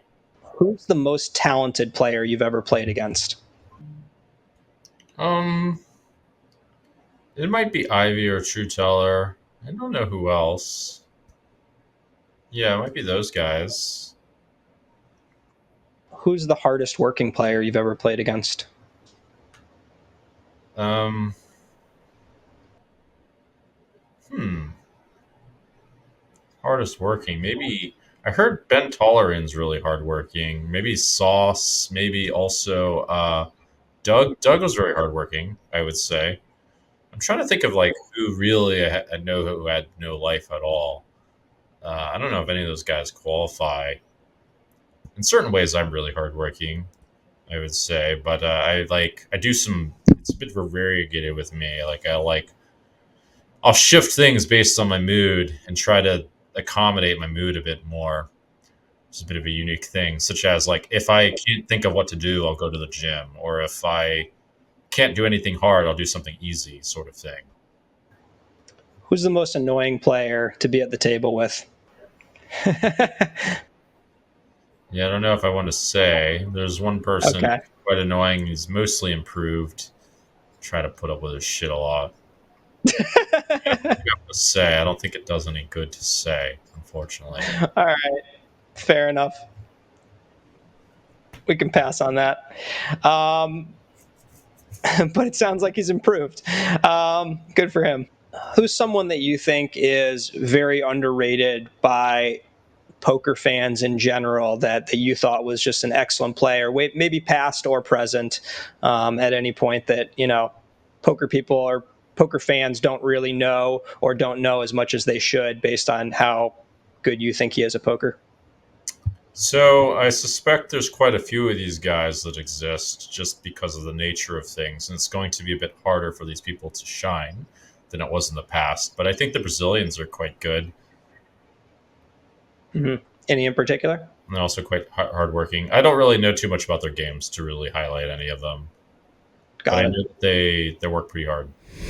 We've got a hand of yours from this Triton in London. It was the main event that you made a run in. Down to do a quick hand breakdown? Sure. So as you can see, we're starting with the gun show. Look at those forearms. Well, I'd hope that all those years of working out have done something, and yeah, I work out like almost 5 times a week, maybe on average like 4. So I'm starting with the flattery, and I'm not kidding you. I mean, you've got guns there, but this reminded me, this was a soccer costume that you're wearing, and I'm playing another tournament. I'm already out of the main, and you're moving from one table to another, and you've got a goddamn soccer ball with you, and you spilled your chips everywhere, like bouncing the soccer ball around. I remember my table looking around, we're like, what is going on? Like, oh, it's Jungle. And there's just chips everywhere, just kind of chaos while they're trying to figure it out. Yep. All right, let's get into this hand. So you've got the 5-4 of hearts under the gun, and this hand starts pretty unorthodox. You limped with 11 left at this shorthanded table. You've got chip lead. Can you talk about that a bit? So it's a little bit too loose, but there should be a limping range here, I think. I believe this was confirmed. I did check this stuff. Yeah, too loose. Okay. Yeah, I think a lot of people don't play limps there, chip lead or not. That's interesting. Well, do you have an idea about why theoretically you like playing limps? It might not be, with the chip lead, I'm not so sure about it, but I think it's kind of the same thing. You can play a wider range, and there's a bunch of hands that you don't want to raise and get jammed on, which is definitely going to happen at this stage. We were not in the money, right? This is 11 left. Okay, so we're probably not in the money, right? No, you guys are in the money. You're really deep. This is 11 of 151. Okay, it depends a lot on the stage of the tournament too. So yeah, did we recently burst the bubble or no? Because if we recently burst the bubble, I'll get jammed on quite a bit more. Okay. So, yeah, I mean, it seems like I should have quite some power. It might be the case that I should. I would think that even so, I can still limp a bunch of hands. That's my personal guess, but I'm not an ICM expert. This would not fall into it, but it's not so insane. I thought, whatever, I could probably get away with it, and I can have a limp jam range and whatever. I think is good. There's a bunch of hands that do work pretty well for limp jam range, and I think that this goes into a part of the tree that's. Even if it's not GTO, it's not far away that I can sacrifice a little bit of GTO EV for the EV exploitative EV, given that people will not know what the fuck's going on in the spot and play pretty badly. Fair. So Triton got the table. They must this is on demand for people. This is you, Doug Polk, Ike, and Stevie in the final 11 of a Triton. I mean, we've got Seth Davies and James Chen as well, but this is pretty star-studded. And you're limp makes its way I to the personally big also blind. think that and it was actually even more less important than I thought. But I think that having perfection when it comes to the sizes, etc., is not that important. And even with the ranges when they're close, as long as the strategy overall is closest to closest to GTO, um, then it's like acceptable to play things that are a little bit out of line. Sure. It mattered less than I thought when I looked at some of the simulations to be super close to the perfect size, etc. So Seth has, it looks like, just over 40 big blinds.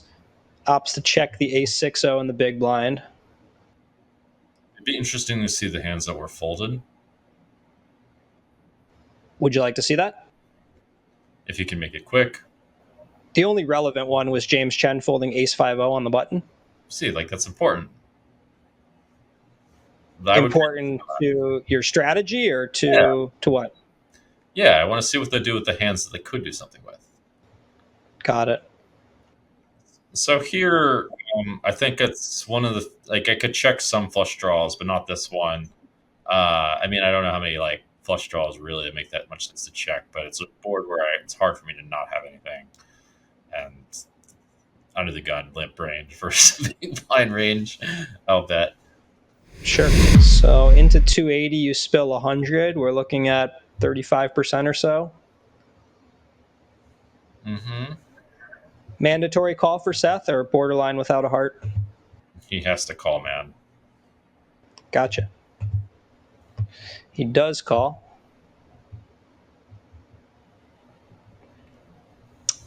And we go to a turn. Offsuit 6, and Seth has an interesting spot here. He ends up tanking for a while. What do you think about his situation? Would you play donks with your range, with his hand? He should certainly have some leads. I think that he's supposed to lead some hands 2/3 pot in the spot and check. He's supposed to split at GTO between those two options. I should not have very many sixes. And I take a bit of a weird line. I also don't have any sixes, but I do have a good bluff hand. Seth opts the check. And you've got a decision point again. What are your thoughts here? 5 high, flush draw. Not a great card for your range, as you mentioned, but he did check. I block a lot of things that fold. I have limited bluffs here. I still have equity and opted to do this route. I block. No, I don't block 6x really. I don't block any more than the other things. But I do block a lot of things that are forced to fold. And I have one of the rare bluffs here. Yeah, it's just a rare bluff that I would happen to have because I don't block any of the gut shots at all, which makes him way You more. You mentioned blocking hands that would fold. That's a bad thing for betting? I'm not blocking hands that would fold. Got it. You don't think so? You don't think we're getting Jack 5 of hearts, 4-2 of hearts? Only those, yeah, but not any of the gut shots. Use all the offsuit combinations. Got it. Fair. Those are we block that. That's true. That's unfortunate. But all the other things, I mean, also, what are some other hands that we do? It would have to be like ace 2 or something. Mm-hmm. You can get I mean, ace 2 is always the magical one. Ace 2, no backdoor. Let's go. Fire. So as far as sizing goes, are you looking to mimic your king queens in this situation? Are you playing one size? Are you splitting range? I'd like to see what the EV of the situation is. We could have like king queen specifically. Other than that, I think it's too thin. This guy's saying, how many chips am I going to have after I hit a heart? Let's go. It'd be nice to sim this and check. I feel like I did, and then figured out it wasn't that bad. I'm not sure. But if any other heart draw, I think I should not bet. Got it. And is that for blocking more folds? Yes. Got it. So you bet pretty large. This is about B80, somewhere in that range. Do you think Seth has a mandatory check raise or ever playing calls this strong? I think you should check raise with how this has happened. Mm-hmm. What size do you like? Guess yeah, his hand's just a bit too big. About the size that you made it, like 2/3, 3/4 pot. I guess it's Mm-hmm. possible I have something thinner. It's a bit weird. Yeah, it's a Okay. bit weird. He could check call, check raise. That's another thing, depending on the river. I That's think he has also to true. raise at some point, though. Let's put it that way. His hand's just too big, and I just like, don't really have it. Mm-hmm. I could have. I guess I could have some other six, maybe. So Seth jacks it up to 1.2 million. He's got 2.1 back. Let's talk about your spot. 5 high, but you do have a flush draw. Going to have somewhere around 0.75 SPR if we call and go to the river. What are the considerations? So I'm thinking to myself that he has a very difficult situation if I do call, where it's very hard for him to bluff at a high frequency, and he's basically saying he has ace 6 or he doesn't.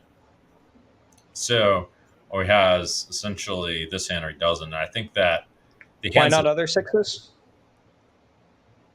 I think it's probably too thin with other sixes. It's much more questionable. Really? You wouldn't check raise a 5-6 suited, 7-6 suited here? Fuck no. Here, at least he beats all the sixes. Um, we should. I would like to consult. Didn't you say you don't have many sixes, though? Yeah, that's true. But like here, I have like a handful of extra hands he beats. I mean, I'm also thinking to myself as I talk, like he blocks aces, which is not good.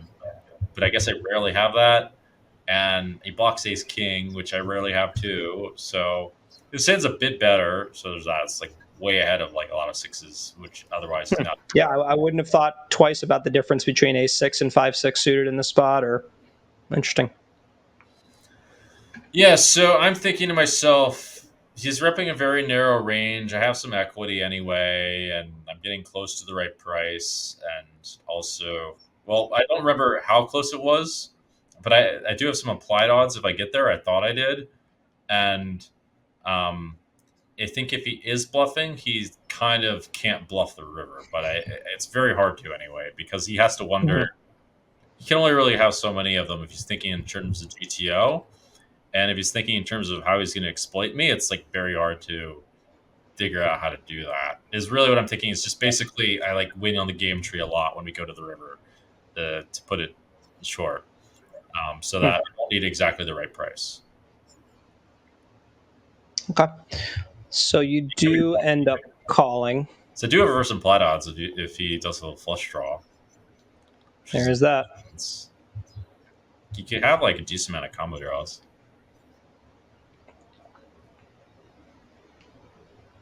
Seth double checks, ensuring that he does, in fact, have trips. All right. Back to covered up. And that's a flush. It's a pretty ugly card for him. I know that he check folds, which makes my play quite a bit worse. I did not think he was capable of check folding this. What do you imagine, if you're him, what do you have as Dan's bluffs? Why he might want to check call instead of check fold? You end up putting in about 90% of his stack. Why might he want to call? That's a good question. So I could maybe have. Yeah, that's a good question. Uh, I could have like Queen Jack, I guess. I Sure. could maybe have all the Queen Jack offsuit combinations. Those are all bluffable. Other than that, yeah, no, I don't know. Gotcha. So yeah, it does end up with Seth checking, you putting in about 90%, and Seth makes a good fold. Yeah, All right. Thanks for breaking it down with me. it Any makes final thoughts on the hand? Anything? it makes sense that he folded. Final thoughts are: I'm not really convinced that my plays a good one. Uh, I think it's all kind of maybe okay. what was my what was the how much did I have left after I call his check raise on the river, or how much of his? You have a lot, 5.5 mil. I think you're still over average by a good margin folding here. You were chip leader going in. Seth's got 2.1. We can see 2.8 in there, 0.75 SPR. Stevie waiting for this hand to end. Yeah, it's like maybe a little bit ridiculous. It's on the questionable end for sure. I don't think it's like that crazy. I thought it was unique. I was, when I asked my buddy to look for some jungle hands recently, I was pretty pleased to find an interesting hand that started with a limp final 11. I haven't seen that in a long time. I don't see what's wrong with that. I think there's certainly potential limping. I think that people have studied these like short stack versus raise ranges really a large amount of the time, and I don't see why limping would not be a thing. And based on simulations I saw, limping was a thing. Mm-hmm.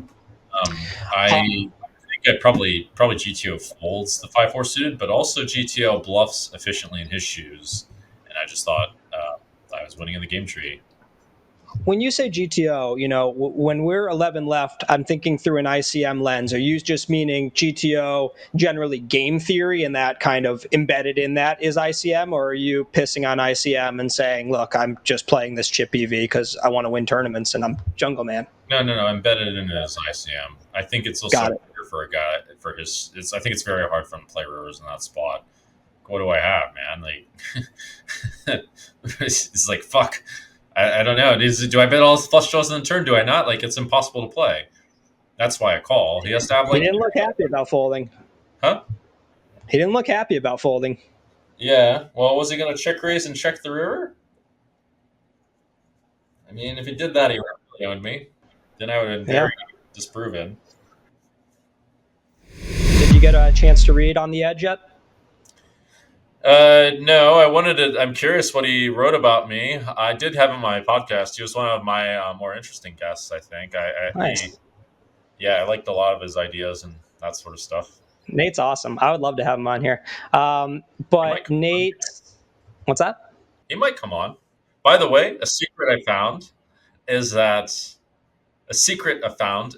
if you mention other people's books, mention other people, they're likely to mention you in their books. So I've discovered this. I mentioned that makes sense. Dan Goleman, and he also put me in his book. And I thought, oh, okay, now I figured something out. Figured out a little trick. That's great. Well, we got to get to your book soon. I want to hear how that progress is going. But before we do, while we're in the rationalist territory, my favorite part of Nate's book, the last third or so, was mostly philosophy, and he tackled a lot of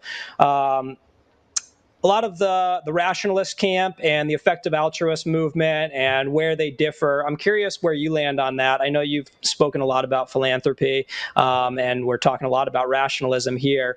Curious where you kind of come out there. So I don't really understand exactly where the effective altruism movement is right now, but it sounded not good from what I recall. I personally, so I have my own, a bit of a unique take on this because basically, as a matter of fact, I recently wrote an article about this, or was in the process of. I was going to title it "The Roots of Positive Impact," but basically, at some point, it hit me that okay, so let's start with this idea of like, okay, I want to do something good, and this is kind of the route that I went, and I realized at first, I had this idea, okay, I'm going to keep scaling until I can really do something good and keep reinvesting. And then at some point I realized, well, wait, when the fuck is the end of this? When is too big? When is big enough that now I can do something? And so I realized that, okay, I need to be doing something all the time. And by necessity, there must be philosophy that requires you to not continuously scale and to be doing things all the time. But also there's a philosophy or truth or whatever you want to call it, that, I'll give you an example in a second where you can't there's a point where there's a balance between the two, and you can't just like dive and help people a shitload as much as possible and give away like loads of your stuff. A simple example is helping the homeless, and the conclusion help with the homeless as I pass them by was to help them with modicums of what you can do, and then help with the infrastructure of solving their problems forever, which is a different story. Or you help, I mean, depending on what your role is, but it would help to, it, it would be most appropriate to help with modicums, especially since they're beggars, which is an important aspect. But anyway, so clearly there's a point where you need to be, if you're really thinking in terms of ethical lines, you need to be continuously helping as you're doing things.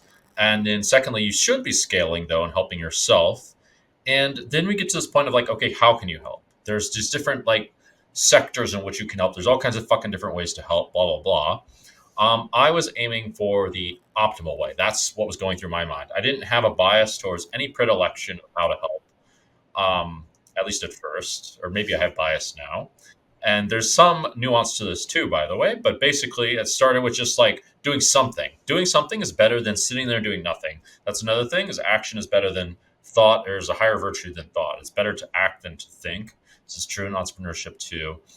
And so I started with giving people some food or whatever, doing some Christmas giveaways and things like that. And then I realized one, that charity must be tactical, and that two, that requires a further explanation. Two, that I realized I'll just go into the core of this actually.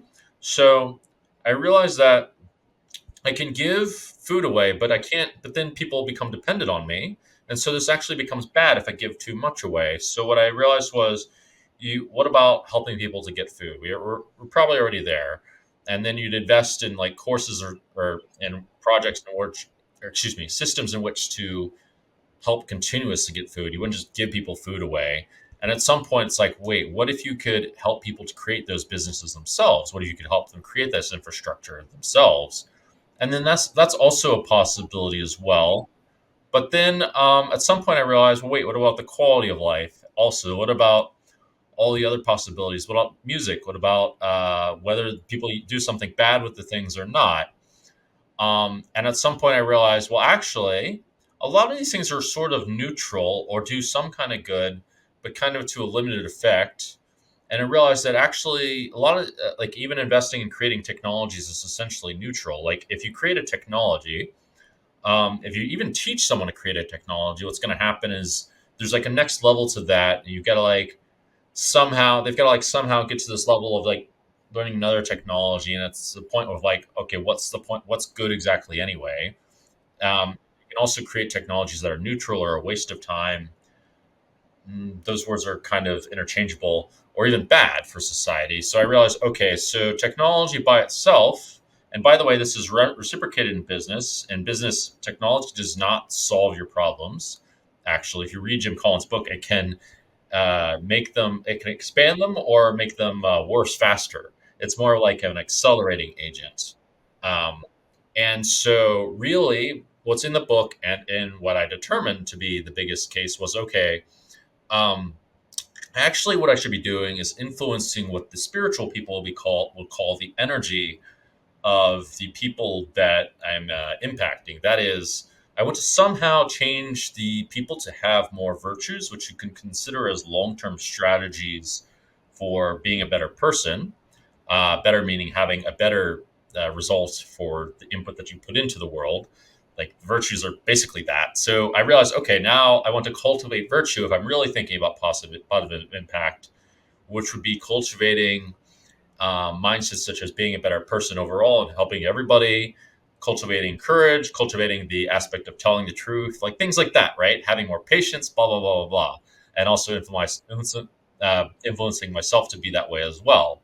Because that way, then this will trickle into the technology, which will be that now more positively influenced or trickle into people wanting to build the systems for food or the infrastructure or whatever for other places so that it can benefit more people, blah, blah, blah, and have less people doing the opposite, which is creating crime, et cetera, et cetera. So that's where where reason took me to this idea of making the biggest possible impact is to somehow influence the culture for people to build out those systems. And basically, at some point, I realized, okay, what the fuck can I do? I'm not exactly. Can I pause you before the action and see if I can sum it up and see that I'm following? It was a lot to take in. Let me see if I digest it all. Yeah, why don't you do that? This is my attempt, so I may be off here. Part one, you want to have a positive impact, but you're seeing that if you just keep scaling and scaling, this could never stop, and time to break the inertia and actually have a positive impact while continuing to scale on the side. There's no end Part to the two, scaling. There's no big enough, and there's not an to end to mention, the scaling. Okay, I couldn't scale in poker anymore. Basically, I needed to get a bit more fair. creative, Okay. or at Part least in two, playing poker. then part two is how to do good, and the most kind of easy in front of you ways would be, let's give money to a person who is asking for money and would be better off with it, but that's not really solving the problem. Let's look to the system, let's try to improve there. But then when we look to the system, say get a technology that I don't know, might make people in poverty's life easier, but there's so many unintended consequences that it's tough to say you're actually making a positive difference. In some cases you might make a negative difference, but at the same time there's this constant inaction. Actually, not exactly. If someone was to make a technology that would feed more people, yes, this would do quite some positive good and exponentially more than actually feeding people. But the issue is more, okay, well, now what? And also, what about those actions of those people we just fed? Are those people going to go on and do something good or not? What's going to happen with them? There's also such a thing as overpopulation. There's all these different variables. And then there's also this idea of what about if you influence a lot of people to make those technologies? That's a far bigger impact. And so this is where we get eventually to this idea of like actually what you want to cultivate is that inertia, which you can call energy, just some kind of like impetus for action to create people to do this more and more. So that's really where I was going, is like to the roots of that. Plus, like there are other different vectors in which to help, such as technology to help the environment or whatever, or there's technology to make people happier or whatever. And there's also like different forms of events and like you name it. There's a million different ways to impact things. And actually, one of the biggest ways that we determined, or I plus other people determined, was through sport, because that is cultivating the virtues in action, which is poker. Poker is a good example, actually. Fair. Okay, I can see that. I hadn't thought of poker as a good vehicle for that, but tell me about that. Okay, money is not going to solve our problems. Uh-huh. Raising shitloads of money by itself is never going to solve the problems, but rather to create uh, the continuous habits of the people in order to get them to continuously solve problems, you can say, and to continuously solve them in the right direction is where I'm aiming. And this is tough, but poker is actually a pretty good vehicle for a lot of those traits, but not all of them. For example, poker's not exactly a great vehicle for decisive action, but it's not so bad. Right. So that's where I'm aiming. That is tough, but it's possible. And the only way to do that is through your own actions, creating the systems that create actions, such as creating games. By the way, this is actually pretty effective. Creating seminars, things like that, through the media. This is an example of the media. I would even boil these things down to basically 3 points, which is yourself, the creating systems that allow people for experience. And I use this idea loosely. This could theoretically be, for example, having protege as a guru or whatever. This is effectively a system. You're the guru, but rather to create a series of gurus would solve a lot of problems at once, or create the possibility for a series of gurus. Anyway, that's more appropriate, more uh, more conventional of an idea of a system anyway. But the point is to create systems to solve problems and to allow people to see the solutions to problems. And then the media. This is one example of the media, but also music is a form of the media. Art is a form of the media. Movies are a form of the media. And by the way, at some point, I realized that the movies that I watched influenced me in this kind of direction, um, and and inspired me to go into. That was one of the things that inspired me to go into entertainment. And so, what was I going to say? Yeah, as far as systems is concerned, basically sport is a version of those systems, right? So through sport, you basically gamify life. You create a microcosm in which the principles of life apply to varying amounts of degrees. And people are, if they want to win, they have to practice. They have to they have to kind of face themselves and face other people in order to learn these various virtues, and so cultivate them that which or find them from within, Mm-hmm. such as patience and perseverance and teamwork or leadership or whatever it is, depending on the sport, or strategic thinking for poker. In poker, for example, which is very important, right? If we're going to create systems, we need strategic thinking. And yeah, getting to poker, this is where poker comes in, because poker actually does cultivate a lot of those things. You have to be rational, objective thinking. You have to be related to that. You need to be grounded. You can't think, you can't believe in fucking fairy tales or, well, I mean, or believe in things that just don't exist. Let's put it that way. You have to persevere for sure. You have to be very patient. You have to be smart with your money, but also willing to take risks. You have to be a lot of things that are required in the world today. Actually, it also, well, to at least like, first of all, get a lot of money on their own. This also creates other forms of positive impact, such as freedom. Freedom's the virtue that is required for any of this to happen, or even anything bad to happen, by the way. But I think it's fundamental to how the universe works. And the second thing is it also helps people to become financially free and helps balance the economic disparities. It helps create a bit of a middle class or a higher middle class or whatever you want to call it, which is very good. That also helps things straight up with fixing a lot of the world's problems. So this is what I realized in order to accomplish many things at once. I would differentiate my community because I don't want to have it just the same as all the rest. But one is I would like for the people to have a positive inclination and to help people also become free from their financial shackles. What I would like to do is help release other people from basically being enslaved by society's conditions, or to a degree. I mean, that's kind of the dream: is everyone can live life as they wish and contribute to the society according to the soul's purpose. With soul just being how I describe the soul in terms of logic is whatever your natural impetus would be that makes you happy, that you can do. It's not really, let's reduce it. And this, as I mentioned, I'm aiming to reduce the mystical, um, bring clarity to a lot of these mystical ideas, such as a soul. It's just whatever's within you, which is a thing, and whatever you want to do objectively for your own self that is in line with benefiting society. That's your soul's wish that works for everything, right? So we have that. And then I also have a number of features that are aimed to help make people's lives easier by helping. I personally believe that there's too much focus on the individual and not enough focus on helping move the systems that how do I explain? Move the systems that create the difficulty for the individual. So what I aim to do is create systems that help people and create more resources that help the poker players to make their lives easier and to make money easier to make. Because I think that there's not going to be that much progress if you keep doing things in poker and, by the way, in the self-help industry by telling people you need to get better and better and better and better at X, Y, and Z. That can only go so far, and by definition, there can only be so many success stories from that.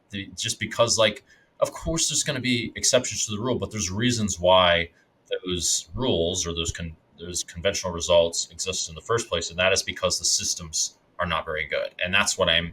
That's the biggest difference in between my focus and a lot of other focuses of communities. Is yeah, we've got the it's called the Jungleverse, by the way, but yeah, we've got the focus on the technical aspects, but we're also focusing on, like, okay, what are the things that we can do that make our lives suck less besides battle it out?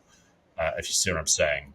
I mean, it's those two major differences, and I personally want to create a few more systems that help people on the whole with their life goals, and eventually help to get them to take them from successful in poker and also help them invest the money properly and do something smart with it.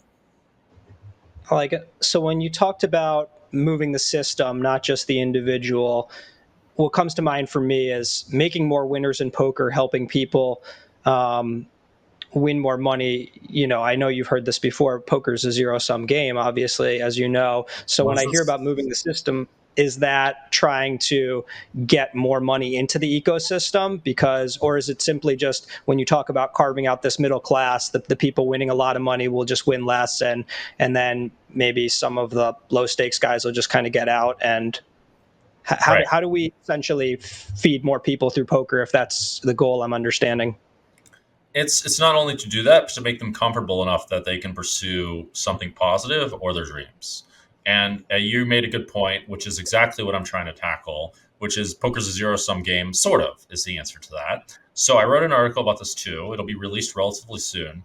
And the idea is, okay, so if we're looking at poker in terms of, okay, there's a game of 9 people, if we're like reducing it to this idea of like there's a game of 9 people, and how the fuck do you make these people succeed and win? You have to think outside of the box, because by definition, if we're just playing poker and we're just playing to find out who the best poker player is, there can only be so many winners by this definition of reducing it to a 9-handed game or whatever it is. There can only be such percent that there is. So the way that you do this, and this happens in the real world too, is you create stratified success, which means that you create other different possibilities for people to succeed and win at. And this has already happened in many different ways. It's basically happened where one variation of this, and this happened for me, is I played No Limit Hold'em, and then I beat a bunch of players. I became very good at it, and then no one wanted to play me. So along came Pot Limit Omaha, and then people play me at Pot Limit Omaha. So I did that, and then I had to keep learning games in order to have success. And so the idea is that, well, what if someone just plays Pot Limit Omaha and has a lot of success? Because I wasn't as successful as Pot Limit Omaha than I was as No Limit Hold'em. But this allows for someone to have the opportunity to be very successful. So you see there's already versions of stratified success. PLO is one of them. Mixed games is one of them. A podcast is one of them, by the way. Also, hosting games is one of them. Affiliates is one of them, et cetera, et cetera. And basically, the idea that I have in my head is, okay, let's stop thinking in terms of how the fuck do we get better, because there's only going to be so many top players. There's only going to be so many, millionaires from poker. They're not going to expound on that very much. But how do we make the situation better? One of the ways in which to do this is to create, to widen the gap of possibilities of jobs, essentially. And to help people reach these other different possibilities in various different ways. So low level, I thought the simplest way to do this was to list a bunch of possible jobs that people perhaps haven't normally thought about, that higher stakes players could hire the lower stakes players for. And this will help people to learn from the higher stakes players if they so aspire to be a pro as well. And it would just like straight up give people more opportunities for to make money, but basically just giving people jobs is the idea, and giving people multiple outlets that might suit them better in the first place. A long-term version of this is, ideally, I want to find out, we haven't figured this out yet, but to help people to become influencers or such and such, or build out various other kinds of businesses. But man, like, that's going to be the next level shit. And I mean, that's like, imagine how difficult that must be to figure out pathways for multiple people's careers in order to become very successful. That's like beyond just being a businessman, man. That's like world shaping shit. But that is the goal in which I'm trying to go to. And I'm starting with just, okay, how do we make people successful poker players? How do we help the struggling poker players to make a bit of money on the side while they're struggling? That's variance free, et cetera. So that's one of the areas, is to just create more opportunity. The other area is, yes, we want to bring more poker people in, and this I really struggle with.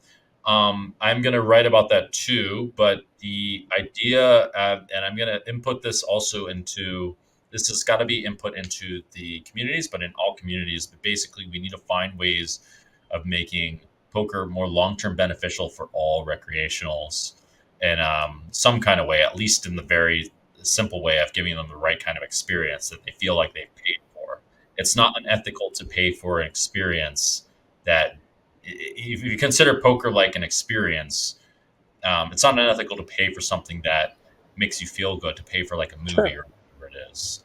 Yeah, that's kind of where I thought you were going originally when you talked about stratified success. It made me think back one of Gladwell's early books, maybe it was Outliers. He talks about essentially it doesn't matter how high up in the food chain you are. If you're at the bottom of your ecosystem, you're going to feel like shit. And so if you take, people who go to Harvard, they should all feel damn proud of themselves academically. And yet there's always going to be someone who's bottom of the class and they're going to feel pretty shitty about themselves, just kind of the nature of how humans compare themselves. So Sure. maybe it was Harvard, maybe it was one of the other Ivy League schools, but they figured this out relatively early. And they said, who will be the bottom of our scores? Our athletes, because they'll feel fantastic about other things. So we'll give sports scholarships to people. They'll come in, they'll be our worst students. They're still incredibly bright people, but they'll have self-esteem coming from something else. And when I think about Right. stratified success, that's what I think about, Yeah. creating an ecosystem where people can, and I think Triton has that. Many private game guys are very good at that, I think, in really shady, shitty ways. But, they create these ecosystems where people are comfortable not being at the top poker talent wise because they're doing really well in other ways. Right. Well, this is so like this isn't also the solution to poker. This isn't just the solution to poker. It's the solution to life as the whole in order to create more stratified versions of success. And in my opinion, it's the solution or one of the biggest avenues of solutions, I should say, to pretty much all problems where it's a little bit top heavy, et cetera, et cetera. I mean, I personally think dating is a really good example, and there's really not very many options available for dating, but that's like a massive other problem to solve. However, it does look like the solution follows the same format as another area which I'm like very familiar with, and it seems like it's built into how whatever's going on with human genetics. Also, it's just kind of pigeonholed really hard by the way society's going, and that's going to be a tougher problem. But see about that one. Yeah, so it's really important to make sure the recreational players. The recreational players feel better in some kind of way. Not to mention, also, it's a bit related, but to give people more of a reason to watch poker. This is one of the reasons why I dress up and do crazy shit, because otherwise, poker's just going to be. This also has a parallel to real life as well, but otherwise, poker's just going to be really dry, and the only things that will matter are whatever the elements are that reach people to allow people to reach higher status. That is, win more and more money. And so, if you take away the elements that make poker entertaining, or create emotions in other directions that aren't just win lose, related to win lose, etc., or related to status, where it's inevitably a zero sum game, then it becomes very dry, and it only becomes interesting to the people that are interested in that status game. Well, I think So, there are many status games. I think you're only mentioning one of them, which is winning money, and maybe adjacent to that is skill level in poker. But I think that, even at a poker table, there are dozens of status games going on in every social interaction, and people are playing different ones. what are the other status games from the observer's point of view? Being a good person, being intelligent, when I say good person, being viewed as ethical, being athletic, being good at this game, that sport, having a beautiful spouse, having a great family, all these different status games that people are playing with each other.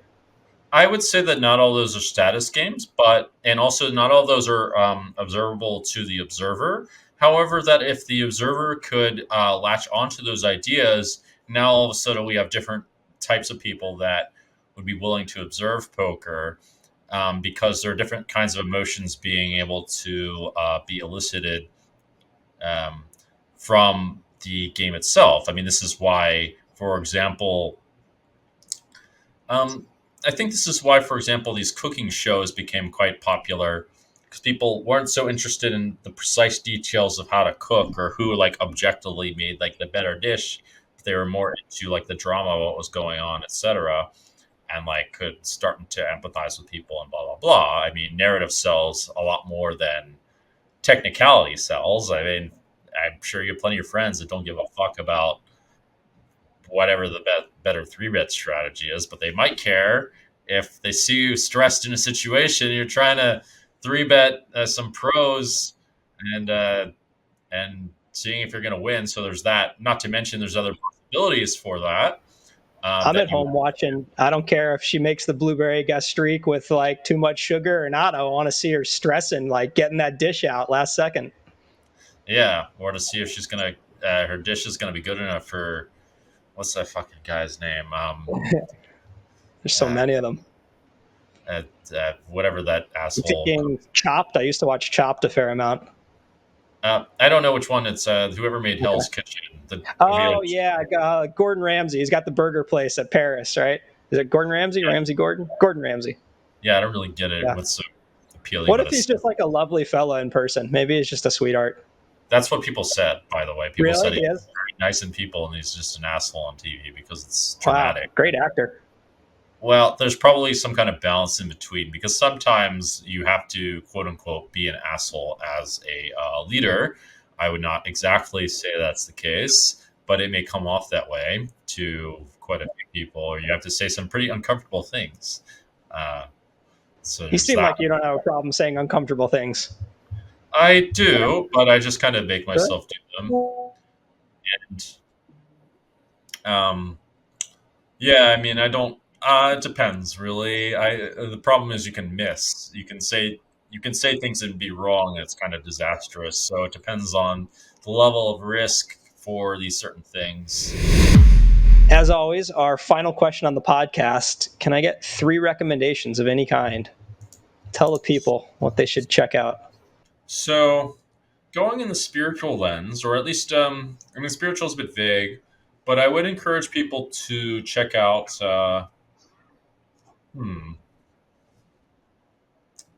Actually, Force vs. Power would be a book that might interest people.